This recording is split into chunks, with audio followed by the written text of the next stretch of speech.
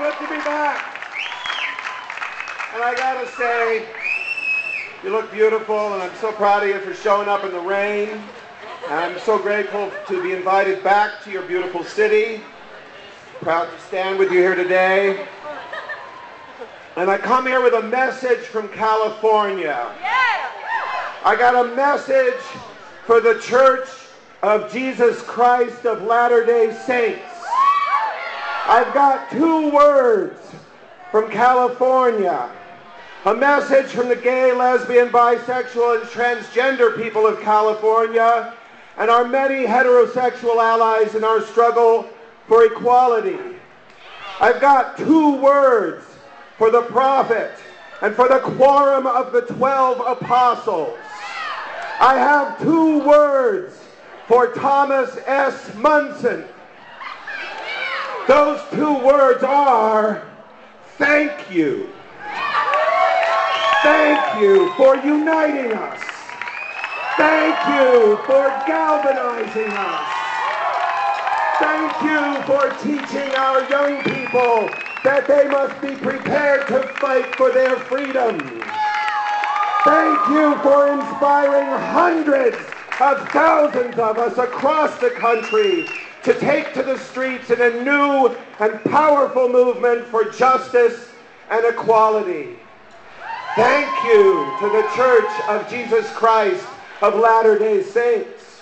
With the tens of millions of dollars that you sent to California to finance Proposition 8, you succeeded finally in uniting us in all 50 states to fight as we have never fought before.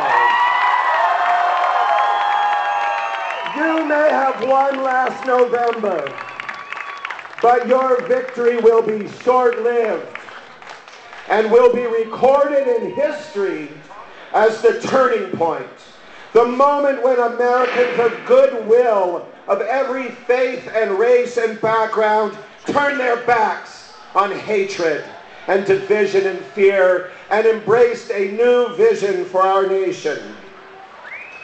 I also have a message for the Mormon people, the ordinary people whose hard-earned tithes were used by their leaders to pay for the Proposition 8 campaign. To the farmers and ranchers who rise every day before dawn and work till long after the sun has set. To the workers in the factories and the warehouses and processing plants. To the housekeepers in the hotels, the office workers, the teachers, nurses, bus drivers, bank tellers, and doctors. To the men and women in uniform serving our country in Afghanistan and Iraq. And to their parents praying at home every day for their safe return. To those of you who have lived here for 5 generations, whose ancestors trekked 1,000 miles across the plains in search of religious freedom, and to those who came more recently from Samoa, from Tonga, from the Philippines, from Central America and Africa, our message to you is heartfelt and simple. We mean you no harm. We pose no threat to you, your families, your faith, or your way of life. We seek no vengeance for the actions of your leaders against us. We seek only to live among you as we have always lived among you, equal in the eyes of God, and soon equal under the laws of this great country that we share.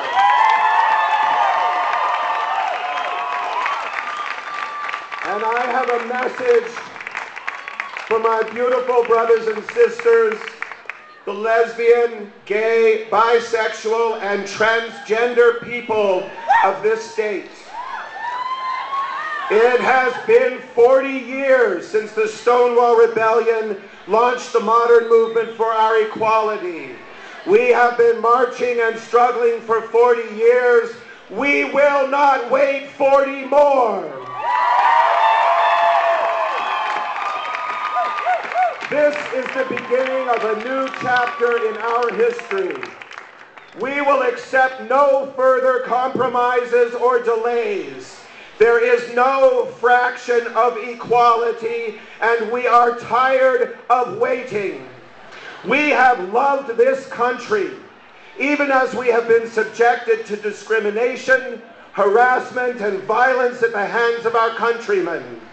We have loved God, even as we have been expelled, excommunicated, and abandoned by our churches, temples, mosques, and synagogues. And we have loved democracy, even as we witnessed the ballot box used to strip us of our rights. We stand here today in the shadows of the Wasatch, by the Great Salt Lake, on the land of the Shoshone, the Bannock, and the Ute, the land of Brigham Young and the Mormon pioneers, this land of great beauty and complex history, to declare our equality.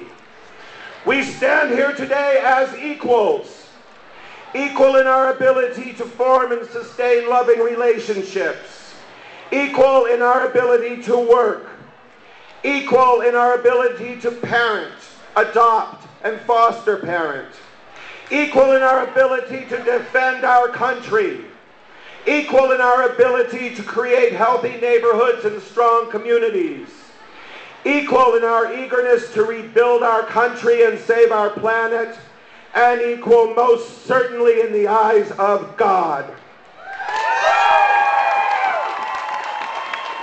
We seek nothing more and nothing less than equal protection under the law in all matters governed by civil law in all 50 states.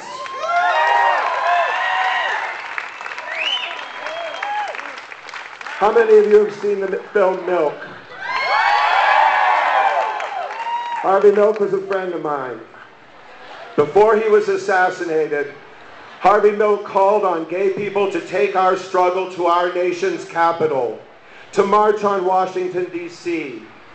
He did not live to see it, but 11 months after his death, on October 11, 1979, the first National March on Washington for lesbian, gay, bisexual, and transgender rights drew tens of thousands of our people and our allies to march on the Capitol. It is time to march again.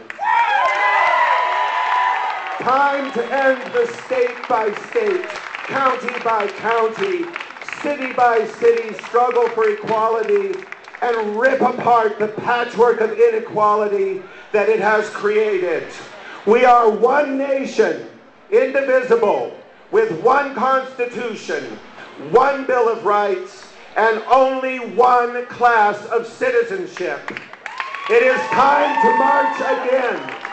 On the 30th anniversary of our first march, to seize this moment in history, to believe, as President Obama has taught us, that real change is possible in this country that we love. Now is the time.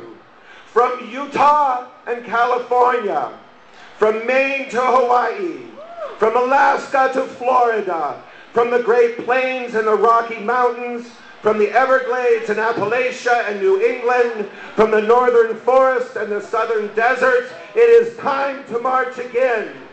We have a message for the people, the President, the Congress, and the Supreme Court of the United States of America. We are equal. We are equal. We are equal. Thank you. God bless you. I will see you in Washington, D.C. on October 11th. Thank you, Utah. Thank you. Thank you.